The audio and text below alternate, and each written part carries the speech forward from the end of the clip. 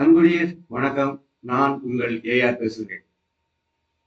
நமது தமிழ்நாடு முதலமைச்சர் மாண்புமிகு புரட்சி தளபதி விஜய் அவர்கள் ஆணைக்கு இணங்க நமது கல்வித்துறை அமைச்சர் ராஜ்மோகன் அவர்கள் வெளியிட்டுள்ள அறிக்கையில் கூறியிருப்பதாவது: இந்த கல்வியாண்டு முதல் பள்ளி கல்லூரிகளில் அரசு நிர்ணயம் செய்யப்பட்டுள்ள கட்டணங்களை மட்டுமே வசூல் செய்யப்பட வேண்டும் என்று கடும் உத்தரவு பிறப்பிக்கப்பட்டுள்ளது.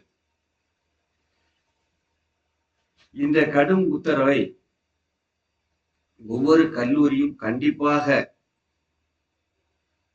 கடைபிடிக்க வேண்டும் என்றும் சொல்லப்பட்டிருக்கிறது.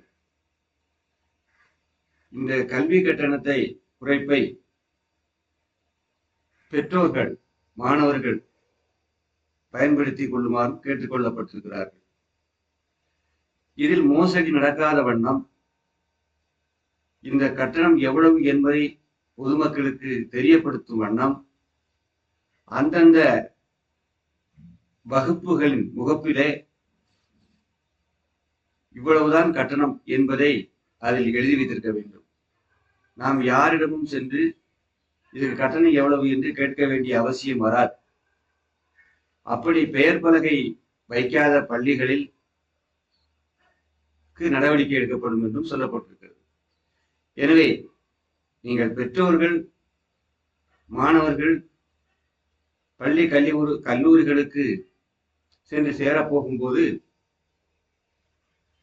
நீங்கள் தெளிவாக இருங்கள். அந்த கட்டணத்தை முன்கூட்டியே நீங்கள் தெரிந்து கொள்ளுங்கள். எந்த கட்டணத்தையும் நீங்கள் அதிகப்படியாக வழங்க வேண்டிய அவசியம் இல்லை. ஏனென்றால் தமிழக முதலமைச்சர் ஏழைகளுடையும், மாணவர்களுடையும், பொதுமக்களுடையும், பெற்றோருடைய கஷ்டங்களை போக்குவதற்கு ஏற்படுத்தப்பட்ட இந்த திட்டம். இந்த திட்டத்தை நாம் முழுமையாக பெற்றுக் கொள்ள வேண்டும் என்பதே அதன் நோக்கமாகும். இந்த கடந்த திராவிட முன்னேற்ற கழக அரசாங்கம் கல்வித்துறையில் அளித்த கொள்ளைகள், ஊழல்கள், பார்ட்டி பண்டு என்று பல வழிகளில் அந்த கல்லூரியில் இருந்து லஞ்சமாகவும் ஊழல் செய்தும் பல வகைகளில் இவர்கள் பணத்தை கொள்ளையடித்திருக்கிறார்கள். ஆனால் இவர்களுடைய திட்டம் இலவசம். நீங்க பாத்தீங்கன்னா பள்ளிக்கூடத்துக்கு பிள்ளைகளுக்கு காலை உணவு திட்டம், மதியம் அந்த திட்டம், இந்த திட்டம் சொல்லி ஏகப்பட்ட திட்டங்களை மக்களுக்கு ஒரு பொய்யான தகவல்களையும் பரப்பி அதை மிகைப்படுத்தி அதை ஒரு நேரத்துக்கு பதிலாக பல முறை பல யூடியூபர்ஸ்கள், பல செய்தி நிறுவனங்கள், பல ஊடகங்களுக்கு செய்தியை கொடுத்து 24 மணி நேரமும் இவர்களுக்கு துதிபாடக்கூடிய சேனலாகவே அதை மாற்றி அல்லது மிரட்டப்படுவார்கள். இப்ப பாத்தீங்களா, இப்ப ஆட்சி மாறின உடனே என்ன கதறாங்க. ஏன் தனக்கு பதவி போச்சு, இதுல இருந்து நாம் எப்படியாவது வெளில வரணும்னா இப்போ நம்ம இந்த ஆட்சியை கவிழ்த்தாதான் முடியும்னு ஒத்த கால நின்றுட்டு இருக்கிறாங்க. இது முடியுமா? இது முடியாது.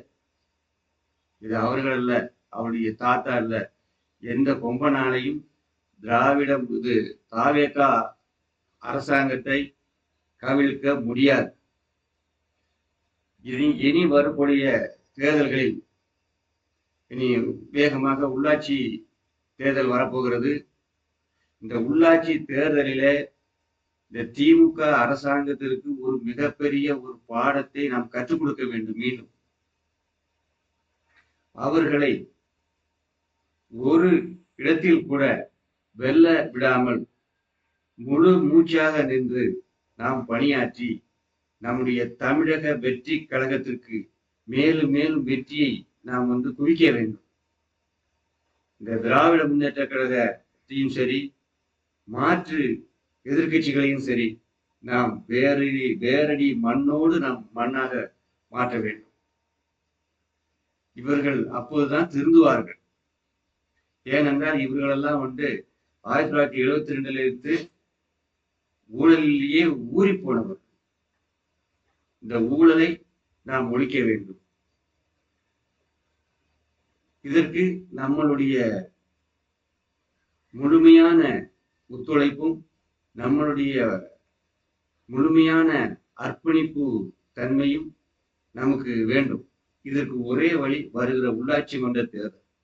இந்த உள்ளாட்சி மன்ற தேர்தலில் இவர்களுக்கு சரியான பாடத்தை நாம் கற்றுக் கொடுக்க வேண்டும் என்று கேட்டுக்கொண்டு விடைபெறேன். நன்றி, வணக்கம்.